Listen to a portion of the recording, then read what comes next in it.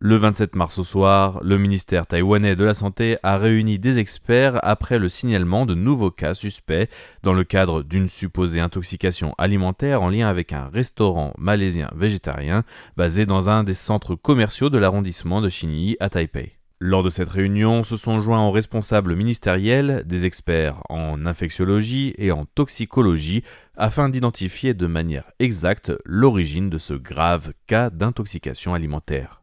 Actuellement, 5 cas graves sont toujours en réanimation intensive alors que 2 personnes en lien avec cette affaire sont déjà décédées.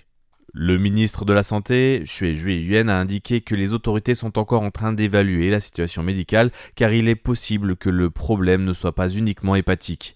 Il s'agirait d'une substance toxique appelée acide boncréquique, plus communément appelée BA en milieu médical, qui serait à l'origine de l'intoxication. 2 cas précédents ont été avancés par les experts pour en venir à la conclusion de cette substance.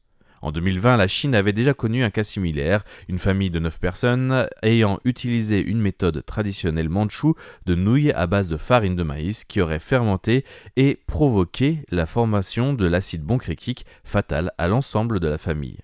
Quelques années plus tôt, en 2015, au Mozambique, c'était une bière artisanale qui avait provoqué la mort de 75 personnes et intoxiqué plus de 200 personnes qui avaient alors été hospitalisées.